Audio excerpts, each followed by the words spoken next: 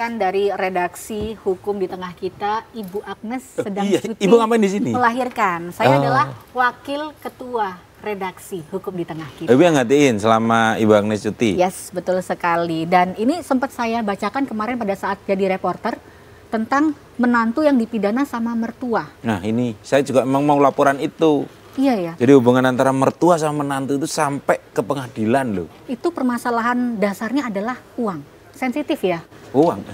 Ya akhirnya sih uang, Tetapi si mertua melaporkan menantunya karena BPKB motor itu digadekan katanya. Ya, merasa dicuri. Merasa dicuri. Nah, tapi kalau mungkin dari sisi yang terdakwanya seperti apa, kita nggak pernah tahu. Nanti kita akan bahas.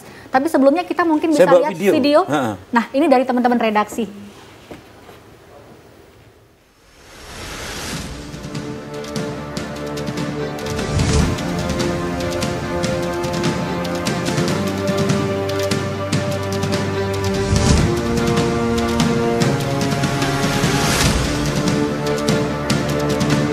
Pemirsa, kasus menantu dipidana mertua di Kabupaten Sidoarjo menarik perhatian publik. Kasus itu menimpa Kinanti Viola Rosa, 22 tahun, warga Gajah Magersari Sidoarjo yang dilaporkan polisi oleh mertuanya sendiri, Supami, 57 tahun, warga Desa Kemantren Tulangan Sidoarjo, karena diduga menggelapkan BPKB motor milik mertuanya. Ironisnya BPKB motor itu digadaikan ke sebuah perusahaan pembiayaan karena butuh uang untuk biaya persalinan dan biaya hidup anaknya yang notabene adalah cucu dari pelapor sendiri. Sayangnya, upaya mediasi agar masalah itu bisa diselesaikan secara kekeluargaan dengan cara restoratif justice gagal dilakukan, baik oleh polisi maupun jaksa yang menangani masalah tersebut. Hal itu disebabkan karena pihak pelapor tidak bersedia mencabut laporan. Akibatnya, kasus yang terjadi September 2021 lalu itu hingga kini terus berlanjut hingga ke pengadilan.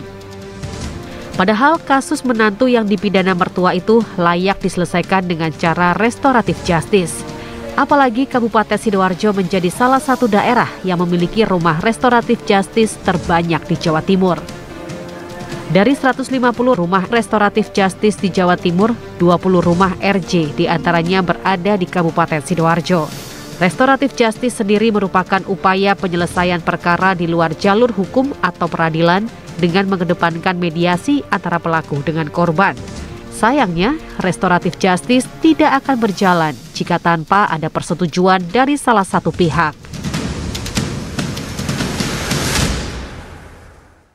Ya, sedang marak digalakan restoratif justice. Tapi uniknya di kasus ini nggak bisa dilakukan restoratif justice. Ya, padahal kalau dilihat sepertinya sepele, bisa diselesaikan secara kekeluargaan, tapi kita tidak pernah tahu kenapa sampai saat ini belum bisa diselesaikan secara restorasi justice. Dan langsung saja kita akan undang untuk narasumber kita malam hari ini kepada penasihat hukum terdakwa Bapak Afrizal F. Kaplali SH dan juga Kepala Kejaksaan Negeri Sidoarjo Ahmad Muhdlor SH.MH, dan terakhir ada Kapolresta Sidoarjo Bapak Kombes Pol Kusumo Wahyu Bintoro. Yang hari ini diwakili sama AKP Oscar Stefanus Setia, Kasat Reskrim Polresta Sidoarjo. Dipersilakan. Monggo, Pak.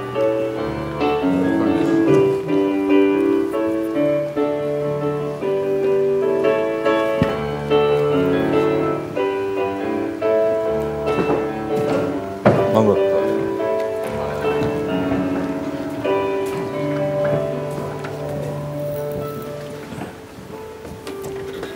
Dan Bu, malam ini Bu Kinanti Viola Rosa hadir juga bersama kita tapi melalui Zoom ya, secara virtual. Mungkin bisa kita sapa dulu. Halo, selamat malam Ibu Kinanti.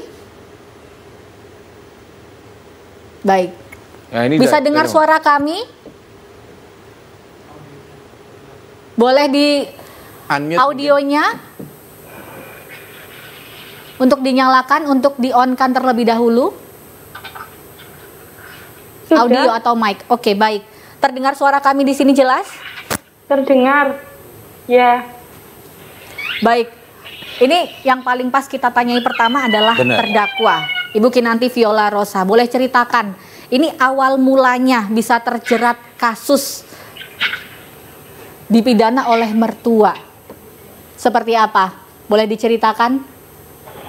Waktu itu saya memang lagi mepet-mepetnya, nggak ada biaya. Jadi saya memanfaatkan, saya pinjam sementara BPKB suami saya, karena memang suami saya yang memberikan kepada saya. Tetapi dalam dakwaannya itu adalah saya dituduhkan mencuri.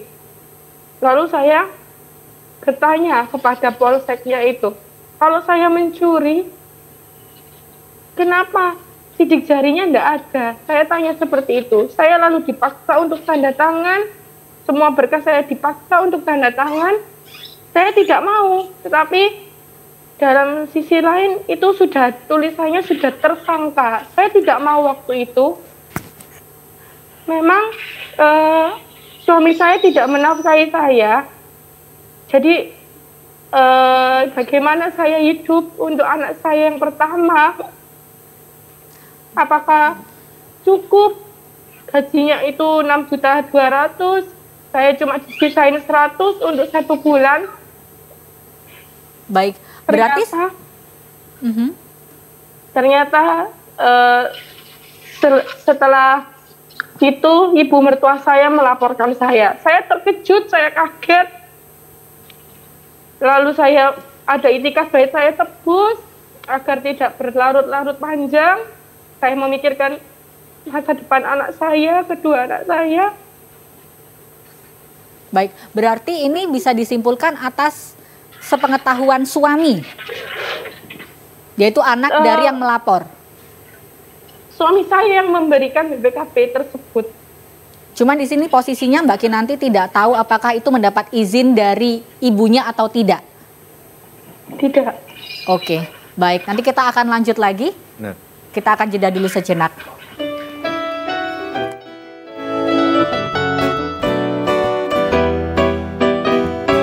Di sini tempatnya untuk bersuara, rakyat Indonesia.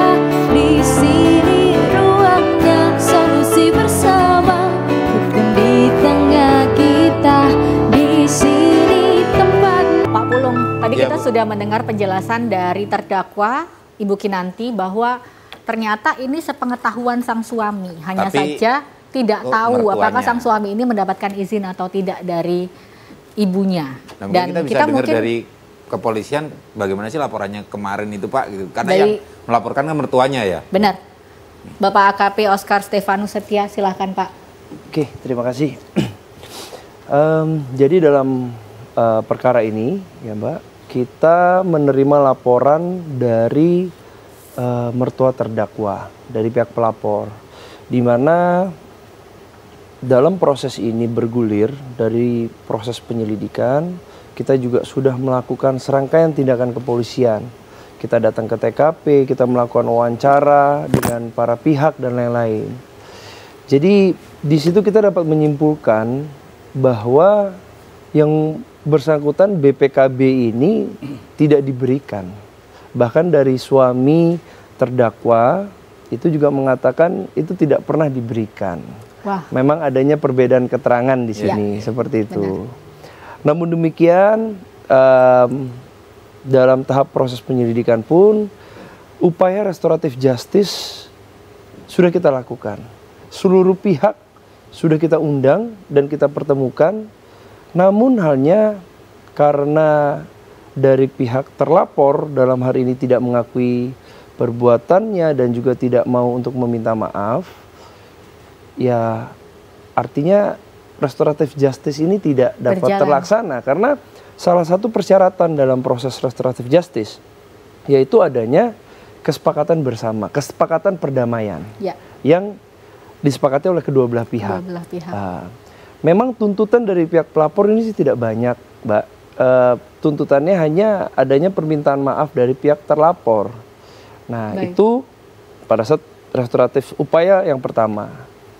Setelah itu upaya pertama, betul tadi disampaikan, ditebuslah BPKB ini di salah satu perusahaan Pembiayaan. Berarti ya. sudah pembiayaan dikembalikan? tadi. Setelah sudah ditebus, akhirnya dipertemukan kembali oleh pihak penyidik. Terlaksanalah upaya restoratif justice yang kedua. Sama dari pihak Nyon sewu, Pak Oscar. juga, Itu yang nebus siapa ya Pak Oscar? dari pihak terdakwa. Oh, dari Apakah suami ikut membantu pada saat itu untuk penebusan? Tidak, karena background memang terjadi, memang sudah ada miskom antara pihak keluarga laki, suami dengan pihak terdakwa, Mbak. Berarti seperti sudah ada dua sisi, tapi Betul. suami ini sudah ikut ke ibunya. Betul, bahkan itu. sudah ada pisah ranjang kalau tidak salah sebelum perkara ini bergulir. Berarti status sah suami istri masih ya? Masih status sah, belum ada gugatan perceraian hingga sampai saat ini. Baik. Nah, seperti itu. Jadi sekali lagi dari pihak kepolisian kami sudah melakukan 2 kali upaya untuk restoratif justice. Yep. Dan dua-duanya ya seperti itu. Karena tidak ada kesepakatan bersama untuk melakukan perdamaian, Itu kenapa masih akhirnya berjalan? ya restoratif justice ini tidak dapat terlaksana. Betul. Kita semenjak Bapak Kapolri mengeluarkan Perpol 8 tahun 2021, dalam setiap perkara kita lebih mengedepankan proses restoratif justice tadi. Nah, namun dalam hal ini karena pihak pelapor juga tidak sependapat untuk dilakukan penghentian penyelidikan saat itu, ya akhirnya kita lanjut ke proses penyidikan. Baik. Dan langsung ke pihak ke penuntutan Yang sampai dituntut saat ini. apa sih Pak sebenarnya? Selain tadi dikembalikan ya, apa yang maunya seperti apa? Permintaan Hukumannya? maaf. Hanya permintaan maaf? Betul. Hanya seperti itu. Oke, baik. Kita ke Ya. kuasa hukumnya dulu ya, penasehat hukum terdakwa. Oke, ada Bapak Afrizal F. Kaplali SH. Baik. Ini kalau boleh tahu, tadi Mbak Kinanti sempat menyebutkan dipaksa untuk menandatangani beberapa berkas. Kalau boleh tahu itu berkas apa? Oke, saya sebelumnya memperjelas dulu posisi kami terkait perkara ini. Jadi perkara ini kami mulai tangani bukan di fase awal, tapi melainkan di pertengahan perjalanan. Jadi kita masuk pada waktu pemeriksaan saksi di pengadilan. Namun terkait dengan rangkaian kejadian sebelumnya disampaikan sama terdakwa dalam hal ini Bu Kinanti, klien kami. Pada prosesnya upaya dari teman-teman kepolisian maupun kejaksaan memang sudah dilakukan terkait restoratif justice tadi. Cuman ketika para pihaknya ini tidak bersepakat untuk berdamai, memang tidak bisa ditempuh upaya itu. Terkait dengan proses penandatanganan dan lain sebagainya yang tadi dikatakan dipaksakan, lebih ke arah ada beberapa keterangan di dalam pemeriksaan yang versi Bu Kinanti, ada beberapa keterangan di dalam pemeriksaan yang sebetulnya dia tidak setuju, tapi karena tidak ada pendampingan pada waktu itu, jadi yang bersangkutan akhirnya karena ketidaktahuannya terpaksa bertanda tangan. Jadi kurang lebih saya meluruskannya seperti itu. Oke, karena ketidaktahuan. Ya kan. Baik, kalau dari Bapak Kajari sendiri, Pak Kombes, Bapak Ahmad Mukhlor, Pak, ini kan tadi sempat disebutkan 2 keterangan yang berbeda. Apakah sudah mendatangkan beberapa saksi Pak sebenarnya seperti ini untuk mengetahui mana yang benar? Sebetulnya dalam dakwaan kita kan ada alternatif ya, ada pasal pencurian dan pasal penggelapan. Kalau tadi Mbak Kinanti itu bilang bahwa dia tidak melakukan pencurian, nggak ada sidik jari, nggak ada apa. Nah, tetapi pada poinnya bahwa penguasaan barang itu dilakukan dengan melawan hak, ya, melawan hak karena apa? Dialihkan kepada pihak lain, dijaminkan ya, tanpa pengetahuan dari pemiliknya. Nah, makanya dalam proses persidangan, setelah kami melalui proses pemeriksaan saksi-saksi, kami simpulkan juga terbuktinya di pasal 372. Jadi pada awal mulanya seperti tadi bilang nanti bahwa itu tidak melakukan pencurian, mungkin iya dalam proses pembuktian seperti itu, bahwa barang itu pertama dalam kuasanya tidak karena kejahatan, tapi dalam proses perjalanan waktunya ada niat untuk memiliki itu dengan melawan hak dengan cara memindah tangankan kepada pihak lain berupa dijaminkan kepada leasing tadi. Sehingga disinilah melawan hukumnya. Jadi dan kami sudah melakukan penuntutan atas hal tersebut dan kami buktikan di pasal 372 di penggelapannya itu, bukan di pencuriannya. Jadi seperti itu. Jadi sudah melalui proses pemeriksaan saksi-saksi dan sudah kita lakukan penuntutan di pengadilan. Tinggal tahapan kemarin pembelaan ya, Pak ya. Untuk besok tahap berikutnya adalah tanggapan terhadap pembelaan dari terdakwa, penasihat hukum terdakwa. Seperti Tapi itu. dari pihak kejaksaan juga ada upaya Pak untuk melakukan Dari kita sudah pada waktu tahap 2 kita undang semua baik terdakwa, keluarga, bapaknya, kemudian kakaknya, kemudian dari pihak korban ada ibunya, kemudian suaminya terdakwa ini, kemudian ada dari kelurahan juga waktu itu sebagai tokoh masyarakat sudah itu. Tapi ya di situ seperti dibilang tadi di penyidik gagalnya karena tidak ada tidak ada perasaan bersalah begitu. Akhirnya kan kalau namanya restorasi itu kan mengembalikan pada keadaan semula sebelum terjadi tindak pidana. Nah kalau kembali ke keadaan semula bagaimana bisa kalau salah satu pihak tidak mau minta maaf, tidak merasa bersalah, otomatis kan tidak akan ke proses damai, proses keadaan seperti semula seperti yang kita harapkan filosofi dari Yesus nggak akan tercapai, ya kan? Tetap akan berantem di belakang kan seperti itu. Jadi ya gagalnya di situ lah. Seperti harapannya itu. Dua-duanya ini damai gitu. Karena Nanti kita akan lanjut lagi ya. Kita jeda dulu.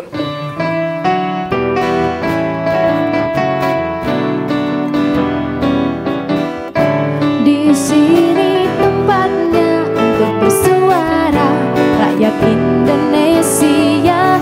Di sini ruangnya solusi bersama, hukum di tengah. Tadi kalau dengar penjelasan dari Pak Oscar, Pak Ahmad, sebenarnya untuk beberapa ciri-ciri yang bisa diselesaikan secara restoratif justice ini, intinya dua-duanya damai, ya. Dan sebenarnya mereka udah pernah ketemu.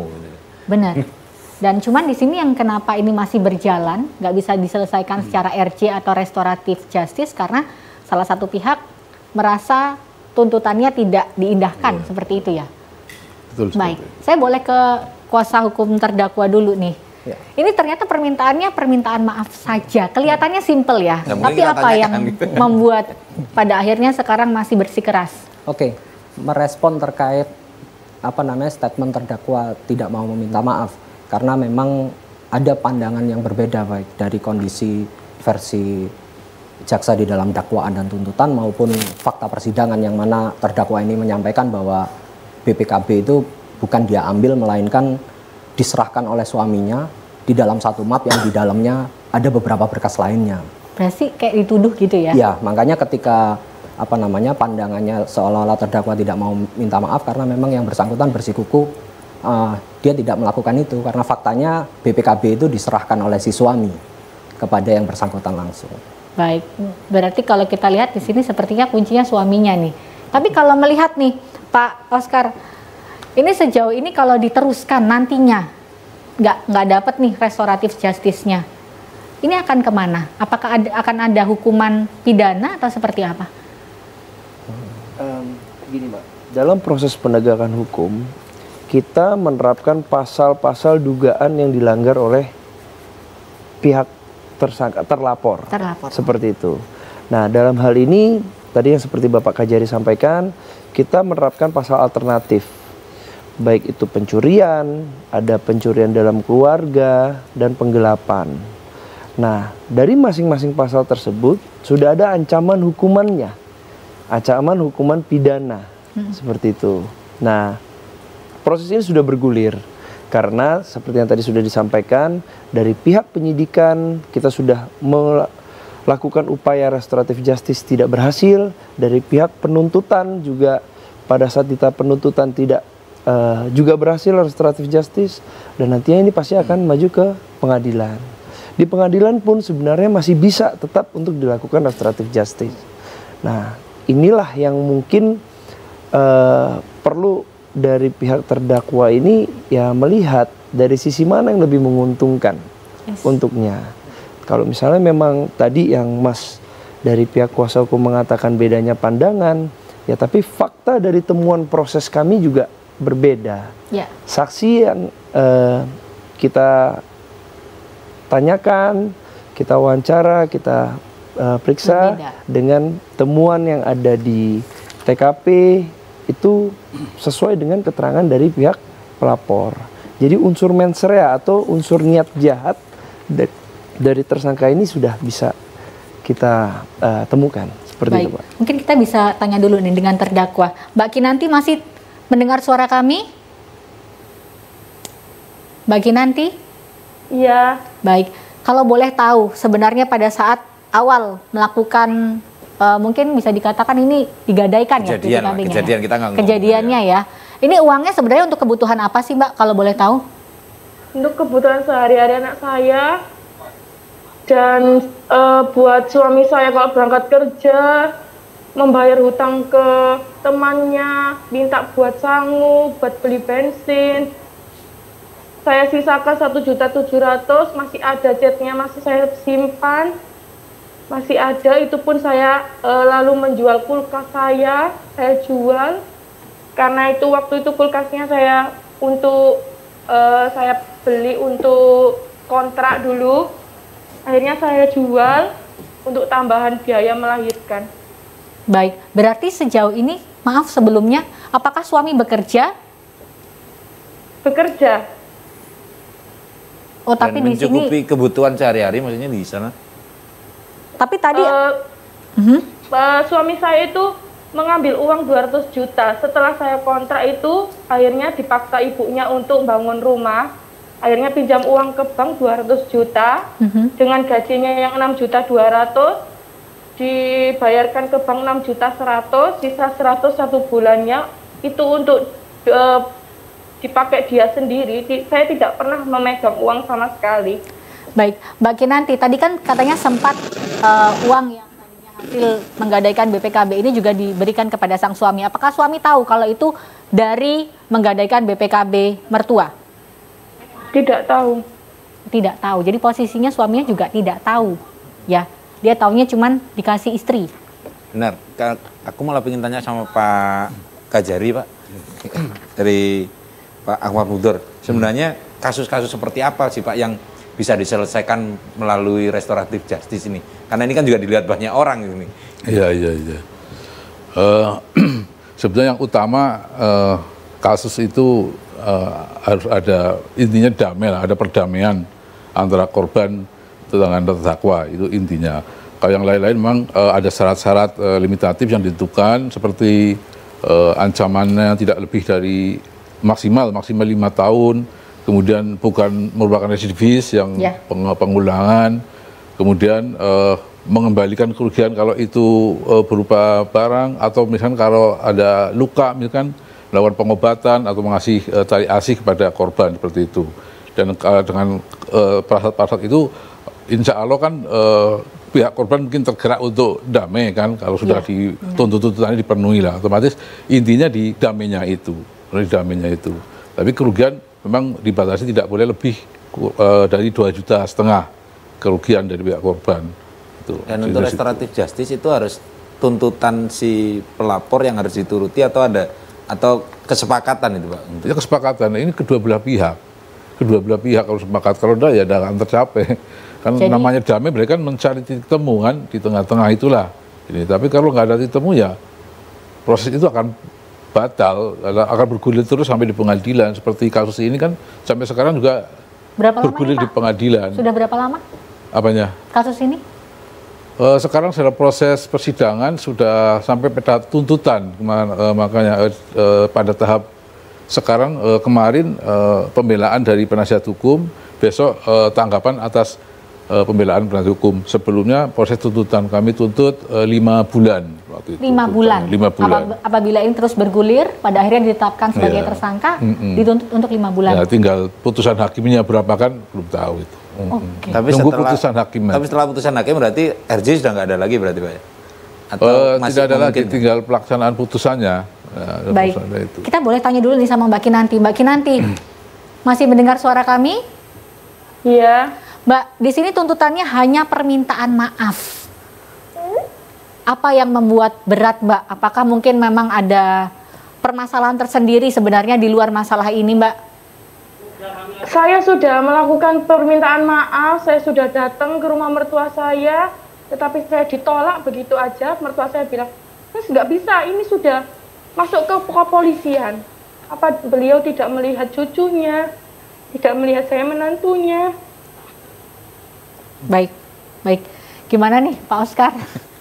Ya, sekali lagi Mbak, fakta yang terjadi seperti itu. dari kami. Saya tidak juga menambahkan, Benar. saya tidak mengurangi apa yang sudah dilakukan oleh penyidik dari Satreskrim Polresta Sidoarjo. Ya fakta seperti itu, Mbak. Dari pihak pelapor dan pihak terlapor tidak adanya kesepakatan untuk berdamai. Intinya kalau misalnya dari dua belah pihak ini cuma bisa menengahi ya Pak ya. Betul. Kalau yang satunya masih tidak mau, masih ego satu sama lain, Betul sekali. juga tidak bisa memutuskan ini harusnya seperti apa. Itu Betul. tergantung merekanya seperti apa. Betul. Baik, kalau dari terdakwa gimana nih? Apakah ada nasihat-nasihat khusus nantinya yang intinya ini bisa mempermudah semuanya? Terkait dengan penerapan yang sudah dilakukan dari teman-teman kepolisian maupun kejaksaan terkait pelaksanaan RJ, memang faktanya tidak ada titik temu antara kedua belah pihak, baik pelapor maupun terdakwa dalam hal ini Bu Kinanti. Ya. Kalau dari posisi kami yang menangani perkara ini sudah berjalan di tengah persidangan, jadi tidak banyak advice yang bisa saya berikan terkait RJ yang sudah terlampaui. Jadi seperti itu. Tapi setelah tahap ini sebenarnya ada nggak sih Pak kemungkinan RJ ketiga? Kalau satu sudah, dua sudah, tiga. Ya, di pengadilan, di proses RJ di pengadilan kan masih ada juga. Apalagi ini kan delik aduan sebetulnya kan. Ketika aduan dicabut sudah gugur semua, selesai. Ini kan delik aduan. Ini mudah-mudahan hatinya tergerak. Karena antar keluarga ya. kan, betul kan keluarga. Ya, betul. Ini kalau yang ingin memberikan komentar boleh ya di nomor yang tertera di layar kaca. Kita rehat sejenak setelah yang satu ini.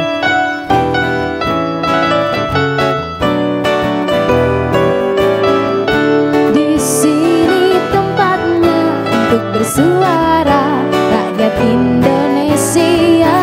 Di sini ruangnya solusi bersama, hukum di tengah kita. Pak Pulung tadi sempat bertanya, kira-kira ada RJ yang ketiga nggak? Harapannya seperti itu ya? Karena kalau kita ngomong pasti ketika proses hukum dari pertama kali sama kepolisian pasti kan ditanya ini uang buat apa dan sebagainya gitu. Dan itu kan cerita juga bahwa itu untuk anak dan sebagainya. Nah, pertama kali kemarin tuh apa memang tidak disampaikan kepada pelapor dan sebagainya itu, Pak?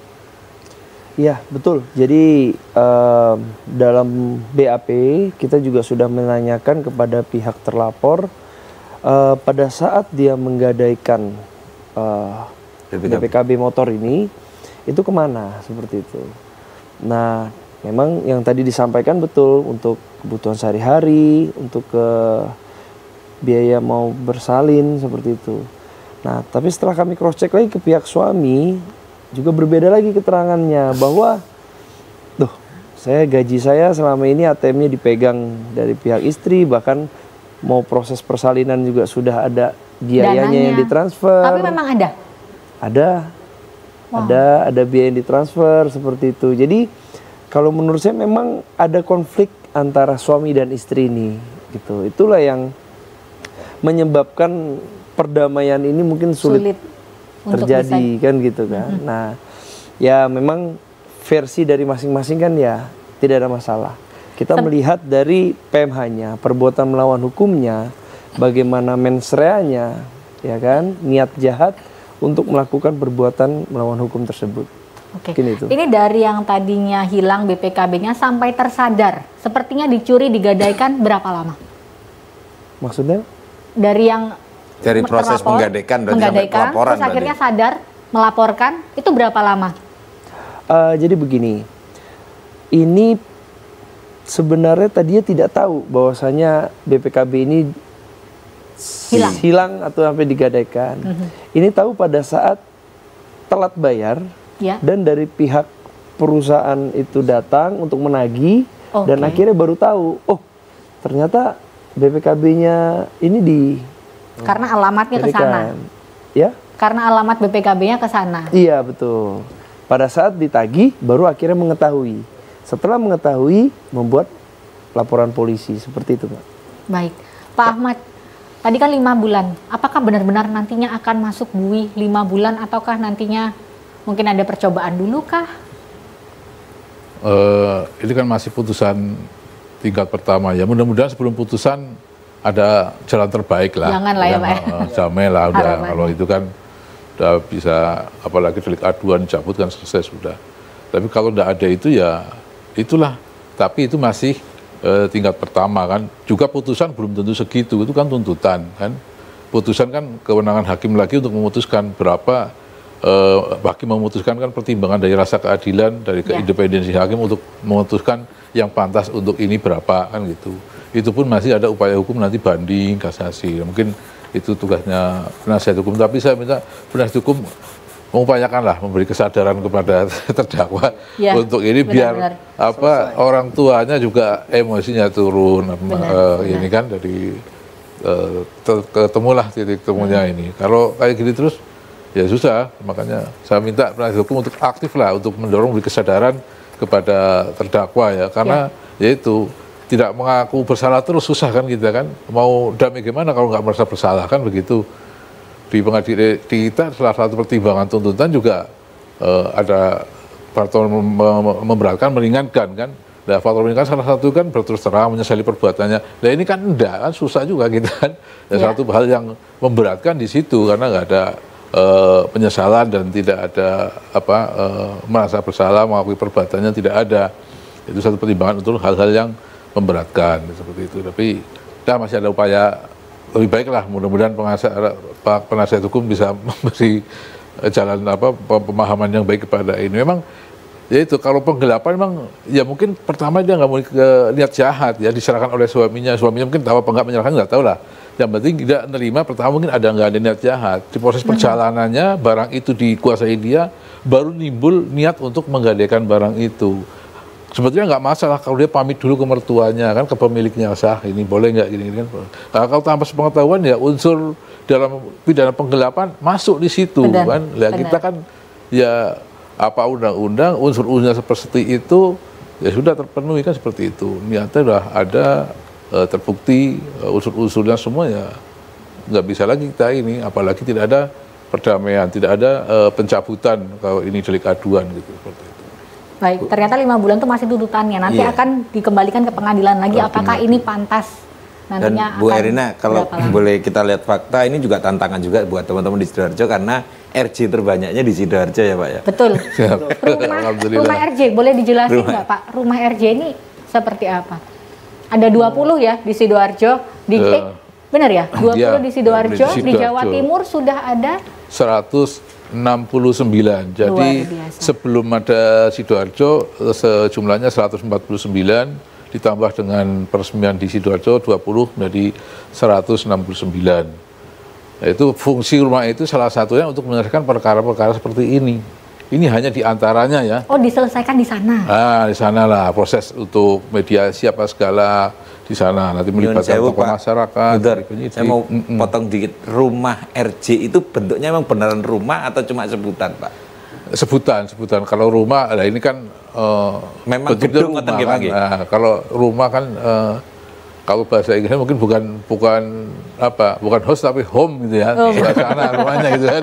Dan di situlah, jadi suasana rumahnya. Jadi kalau rumah kan sifatnya universal, siapa saja bisa masuk, dari manapun bisa masuk. Betul. Itu menyelesaikan masalah-masalah situ. Tidak hanya untuk RJ, juga untuk proses pembelajaran hukum di situ bisa, penerangan hukum, untuk penyuluhan hukum, konsultasi hukum, masyarakat yang tidak tahu bisa di situ. Nanti kita membuat jadwal untuk di rumah RJ tiap berapa dijadwalkan untuk ada petugas dari kejaksaan di situ untuk memberi penerangan kepada masyarakat, atau masyarakat mau konsultasi monggo, mungkin dari perangkat konsultasi desa juga boleh ya boleh kayak perangkat desa bagaimana mengelola dana, alokasi dana desa lah. Nanti petugas-petugas kita dari jaksa kita tunjuk untuk memberi penerangan di situ. Baik, mungkin yang di Sidoarjo nanti alamatnya bisa dikasihkan ke Pak Pulung ya. Jadi kalau berantem sama istrinya bisa dibawa ke sana. Enggak, saya nggak pernah berantem. Ya kan? Karena saya terlalu takut. Bu, ini Pak, ini pidananya terjadi di Sidoarjo apa enggak? Pak, ini saya mau membacakan, ada WA masuk Pak yang ke meja redaksi. Mereka mengatakan adalah sang pemenang adalah mereka yang mampu merubah murka menjadi untayan doa, dan buat sang menantu bertobatlah dan menghargai orang apalagi mertua. Berpijaklah untuk lebih bijak, damai itu indah dulur. Wah, ngirim puisi ini, tapi tidak ada namanya ini. Baik. Oke, kita mungkin bisa ke kuasa hukum terdakwa lagi ya di sini. Ini akan masih ini sudah berapa lama kalau boleh tahu tadi? Dari proses mulai kita Dari tangani. September 2021, benar ya? Iya, dari proses awal itu. Proses sampai dengan awalnya. sekarang, ya. Berarti hampir 1 tahun loh, beberapa bulan lagi ya sudah berjalan. Cuman kita masuk di proses yang belum lama karena di tengah-tengah perjalanan persidangan. Di sidang baru masuk. Ini karena kan belum menemukan titik temunya, terus masih akan berlanjut. Ada nggak sih dari pihak terdakwa ingin melaporkan balik Dari penelantaran mungkin karena tidak dibiayai oleh sang suami? Oke. Dari pihak terdakwa sendiri sebetulnya fokusnya ada di perkara yang sedang berjalan. Karena terkait dengan upaya hukum selanjutnya yang bersangkutan menyampaikan kepada saya bahwa itu tidak dipikirkan karena fokusnya akan ke anak terkait dengan proses perjalanan perkara yang sekarang dijalani saja terdakwa merasa anaknya sudah cukup terlantar lah selama ini gitu. Wow. Boleh tahu umurnya berapa? 2 tahun sama 9 bulan kurang lebih kalau nggak salah. Wow. Oke, Mbak Kinanti, bisa dengar suara kami? Mbak Kinanti? Iya. Sampai malam hari ini, apakah masih satu rumah bersama dengan sang suami atau sudah tidak? Sudah tidak. Sejak kasus atau sebelum kasus sebenarnya sudah tidak satu rumah? Setelah ibu saya meninggal itu suami saya masih bolak-balik ke rumah, terus akhirnya sampai saya mau lahiran, terus lahiran itu dia tidak datang sampai sekarang. Berarti ini memang sebelumnya memang ada permasalahan? Enggak, karena saya kan pengennya lahiran di rumah sini. Jadi biar enggak bolak-balik karena udah hamil besar, jadi saya di sini setelah ibu saya meninggal itu. Baik, itu sudah tidak ada posisi ya, suami? Masih. Oh masih? Oke, kalau dengan mertua seperti apa hubungannya? Dari sebelum kasus ya? Ya, saya ya biasa aja. Sama mertua ya kalau diajak ngomong ya ngomong. Kan soalnya kalau di rumah saya sendiri, mertua saya jualan, pintu mesti dikunci. Jadi saya kalau ada orang, enggak ada orang, saya mesti di dalam kamar. Rumah berdekatan? Satu rumah. Satu rumah? Tinggal satu rumah. Wow. Kalau sekarang posisinya tidak sedang satu rumah tapi? Setelah Tidak. kasus? Baik. Ternyata satu rumah ya? Agak sedikit ironis ya. Oke. Mungkin kalau dari Mas Pulung gimana nih Mas? Saya sebenarnya ingin tanya Pak, ketika orang-orang yang berkonflik seperti ini, mereka tidak bertemu atau tidak bertemukan oleh pihak kejaksaan atau kepolisian, misalnya bertemu secara sendiri, apa diperbolehkan ya Pak untuk mengejar restoratif justice itu? Oh, kami pertemukan, diundang semua di kantor kita pada proses tahap 2 istilahnya ya, setelah berkas dinyatakan P201 kan penyerahan tersangka dan barang bukti kan. Itu kita undang keluarganya, sampai bapaknya terdakwa, kakaknya terdakwa, mertuanya, suaminya. Didatang satu media, satu forum. Tapi di luar upaya itu, misalnya untuk mengejar itu, misalnya Mbak Kinanti mau ketemu sendiri sama mertuanya, apa diperbolehkan seperti itu? Ya boleh, kan nggak ada masalah. Mertuanya sendiri, dia juga nggak ditahan, ya kan, bebas untuk ini. Kan. Ya kita karena kemanusiaan nggak ditahan. Jadi artinya boleh membuat kesepakatan dulu di luar. Nggak apa-apa, bahwa kita tinggal buktinya. Justru mungkin Bapak diharapkan ya itu ya. Diharapkan jangan-jangan itu ya. Datang ke rumah RJ sudah selesai ya Pak ya. Selesai kan, teman-teman karena kewenangan udah di pengadilan kan, udah kewenangan pengadilan lah untuk memutus itu kan. Pak, ini kan sekarang kan akhir-akhir ini 1 tahun terakhir lah ya, marak sekali RJ ini memang digalakkan ya Pak ya. Harapannya sebenarnya apa sih Pak? Ya harapannya ya kita harapkan keadilan dulu kan istilahnya keadilan hanya milik orang atas kan. Nah, ini kan orang-orang di bawah mau mendapatkan keadilan susah meskipun sudah damai kan gitu kan. Apalagi dulu kan masih terbentur ada pasal aduan, delik aduan bukan aduan kan. Walaupun tidak pidana ringan, tapi kalau bukan delik aduan kan tidak bisa dicabut kan. Dan sekarang sudah ada forumnya, sudah ada kewenangannya kejaksaan untuk melakukan RJ. Di Undang-Undang Kejaksaan disebutkan di pasal 30 huruf ayat huruf C itu pasal 30 ya, Undang-Undang Kejaksaan yang baru di ini kewenangan kejaksaan untuk melakukan restorasi di kewenangan itu. Ya harapannya kita keadaan masyarakat sebelum terjadi nanti pidana kembali lagi seperti semula lagi. Kalau sudah ada tindak pidana, sudah saling mempolisikan, ini kan hubungan antar masyarakat kurang baik kan. Betul. Nah setelah berdamai lagi, kondisi kan seperti semula lagi, seperti sebelum ada tindak pidana, saling memaafkan, udah hidup normal seperti sebelum ada tindak pidana, seperti itu. Harapannya ya damailah di masyarakat, tidak ada konflik-konflik seperti itu. Ada konflik saya selesaikan melalui media RG ini. Pihak siapa yang boleh meminta untuk dilakukan restorasi justice? Apakah dari yang terdakwanya, apa pelapornya, apakah memang dari pihak kepolisian yang menyarankan? Bisa dari mana saja, asal ada peluang untuk itu bisa saja. Kalau kita melihat antara terdakwa dengan korban belum ada damai, ya kita mengupayakan damai. Apa dari korban, misalkan korban berinisiatif untuk memaafkan ini, mengajukan ke kita RG, kita layani untuk RG untuk selesaikan itu. Apa dari terdakwa mengajukan, kemudian korban bersedia untuk menerima penyelesaian melalui RG, ya kita selesaikan seperti itu. Bu Erina, dari mana bisa? Kalau mendengar ini saya jadi ingin bertanya ke Pak Afrizal sebenarnya. Pak Afrizal pernah nggak memberikan nasihat untuk melakukan RG dari pihak Bu Kinanti ini, Pak? Ya, terkait upaya nasihat sudah kita berikan. Cuman memang muncul kesulitan di mana terdakwa dalam hal ini merasa bahwa fakta yang sebenarnya bukan seperti itu. Jadi seperti itu kondisinya. Ada beberapa fakta yang di dalam hal ini sangat bertentangan dengan proses pemeriksaan, yang mana mengenai kepemilikan sepeda motor.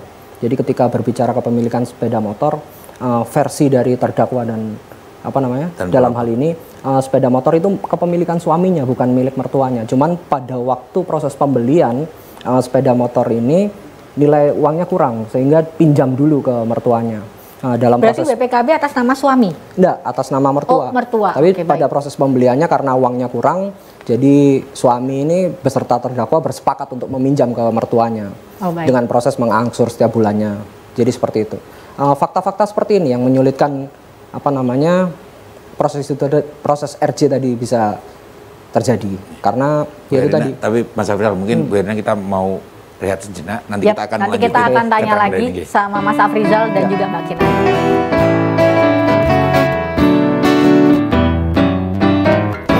Di sini tempatnya untuk bersuara rakyat Indonesia. Di sini ruangnya solusi bersama, hukum di tengah kita. Pak Pulung. Sebelum kita lanjutin ada yang WhatsApp lagi, Bu. Oh, ada yang memberikan komentar. Ini sebenarnya bukan handphone saya, ini saya tadi nemu di sini. Ini handphone redaksi. Juri loh, tak bawa loh ke rumah RJ loh. Jadi bukan masalah BPKB aja itu yang seperti ada dasar hukum yang lain yang mendasari pidana tersebut. Sepertinya ada konflik internal dari mertua sama menantunya. Sudahlah, cabut saja perkara itu dan bermaaf-maafan. Ini menasihati dia kelihatannya. Malam Kak, saya Haryati dari Magetan. Bersabarlah buat menantu mertua itu kayak anak kecil. Kita yang muda harus punya kesabaran yang lebih besar dari orang tua atau mertua. Oke, tetap semangat 45. Baik, ini semangat untuk kedua belah pihak lah ya. Ini ternyata RJ itu sudah ada dari dulu loh Pak Pulung. Begitu ya dulu, Pak Oscar ya? Dulu saya pernah bantu tetangga sih Pak yang kena kasus mobilnya kebaret kemudian dipertemukan. Sampai ke pengadilan itu? Enggak, sampai polisi gitu. Makanya saya mau tanya apakah itu RJ gitu loh. Kan padahal RJ baru ada di 2021 ya Pak ya. 1 tahun terakhir ramainya ya. Ternyata tapi sudah ada sejak dulu. Ya. Oke, terima kasih. Jadi begini, dalam prakteknya memang perdamaian di luar dari proses peradilan itu memang sudah ada dari dulu.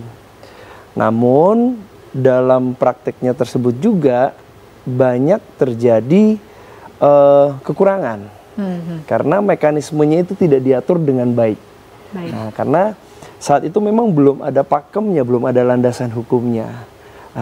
Di kami di pihak di kepolisian pada tahun 2021 Bapak Kapolri mengeluarkan Perpol 8 tahun 2021 di sana untuk mekanismenya itu sudah diatur. Jadi yang seperti tadi Mbak tanyakan, apabila dari pihak pelapor atau pihak terlapor mengajukan untuk proses RJ, itu bisa. Kalau dua-duanya tidak mengajukan, bahkan polisi yang menawarkan.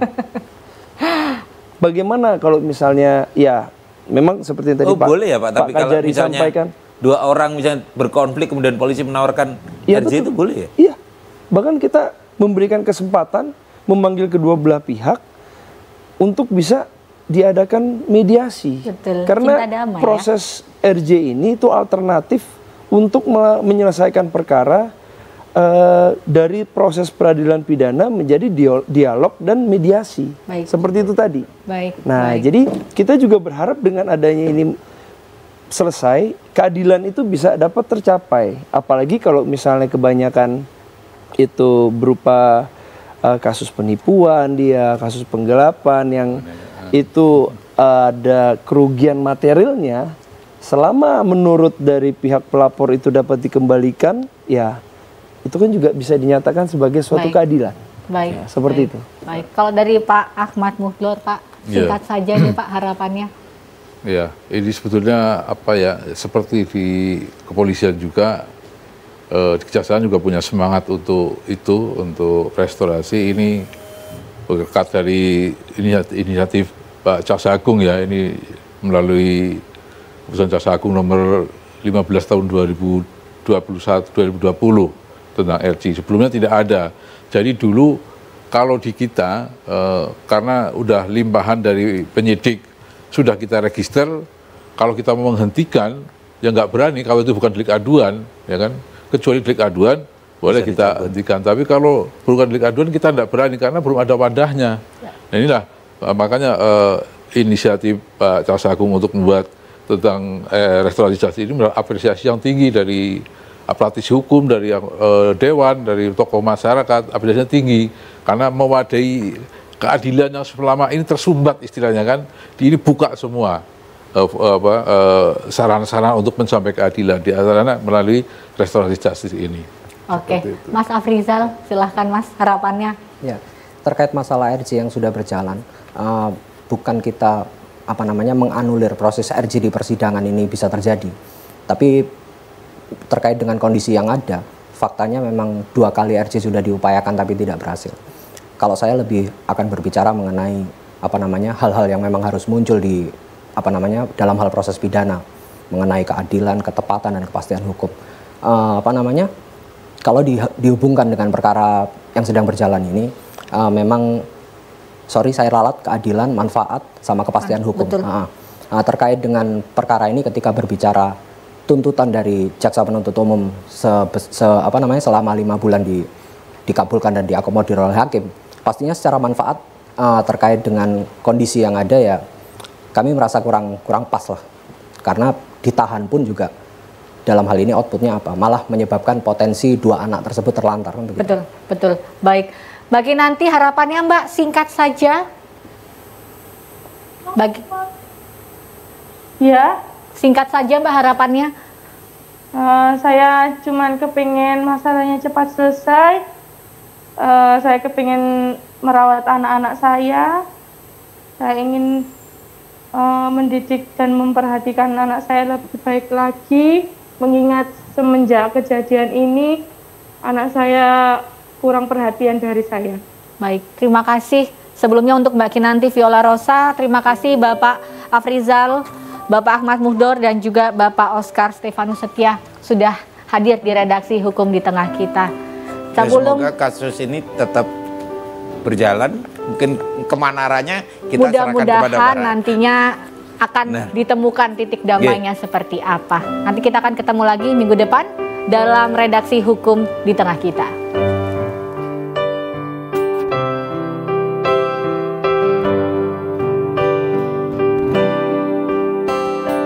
Jangan bicara soal idealisme.